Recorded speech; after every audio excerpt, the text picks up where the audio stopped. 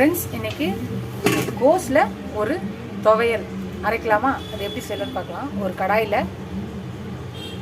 ஒரு ஸ்பூன் எண்ணெய் ஊற்றிக்கலாம். 4 ஸ்பூன் உளுந்து போட்டுக்கலாம். ஒரு 2 துண்டு இஞ்சி போட்டுக்கலாம். 4 காஞ்ச மிளகாய் காரத்துக்கு ஏற்ற மாதிரி, ஒரு காஷ்மீரி சில்லி, நார்மல் சில்லி ஒரு 3, ஒரு சின்ன துண்டு புளி வச்சுருக்கேன், அதையும் போட்டுக்கலாம். ஒரு 20 வேர்க்கடலை, அதையும் போட்டுக்கலாம். இது நல்லா ஃப்ரை ஆகட்டும். இதெல்லாம் நல்லா வறுபட்டுச்சு. இப்போ 2 கை கோஸை கட் பண்ணி வச்சுருக்கேன், இதை போட்டுக்கலாம். கட் பண்ணி கழுவி எடுத்து வச்சுருக்கேன், இதையும் சேர்த்து வதக்கிக்கலாம். அவ்வளோதான், இது வதங்கிச்சு. இது ஆறினோடனே மிக்சி ஜாரில் போட்டுட்டு ஆறிடுச்சு. கோஸ் வந்து நம்ம வதக்கணும்ல, அது ஆறிடுச்சு. இதுக்கு தேவையான உப்பு போட்டுடலாம். இப்போ இதை கொஞ்சம் தண்ணி ஊற்றி இதை கொஞ்சம் ரொம்ப நைஸாக அரைக்காமல் கொஞ்சம் குறைன்னு அரைச்சி எடுத்துகிட்டு வரலாம். கொஞ்சம் நல்லா குறைன்னு அரைச்சாச்சு. இப்போ இதை ஒரு கை பிடி கொத்தமல்லி போட்டு இதையும் நம்ம அரைச்சி எடுத்துகிட்டு வரலாம். அதோட கோஸ் தொகையல் ரெடி ஆயிடுச்சு. சட்னின்னு சொல்லலாம், தொகையல்னு சொல்லலாம். இதை நம்ம கட்டியாக அரைக்கும் போது இது சாப்பாட்டுக்கு தொட்டுக்கலாம், டிஃபனை தொட்டுக்கலாம். இது மாதிரி அரைச்சிட்டு இதுக்கு ஒரு நார்மலான தாளிப்பு கொடுத்துக்கலாம்.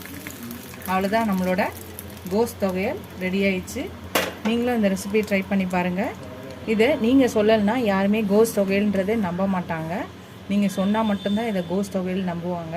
இந்த மாதிரி இருக்கும்போது டிஃப்ரெண்ட்டாக இருக்கும். கொத்தமல்லியும் அதில் போடும்போது அதோட மனம் வந்து நல்லாயிருக்கும், வாசனையாக. கடைசியில் நம்ம அடிக்கும்போது இந்த மாதிரி நம்ம சர்வ் பண்ணிடலாம். நீங்கள் இட்லி தோசைக்கு மட்டும் இல்லாமல் இந்த மாதிரி ரைஸ்க்கும் நம்ம ட்ரை பண்ணலாம். தொட்டுக்க இந்த மாதிரி சிம்பிளாக ஒரு பீட்ரூட் பொரியலோ இல்லை வத்தலோ தொட்டுக்கலாம். நான் பீட்ரூட் பொரியல் வச்சுருக்கேன். தொகையல் ஒயிட் ரைஸ் வச்சாலே நம்மளோட சிம்பிளான லஞ்ச் மெனு ரெடி ஆகிடும்.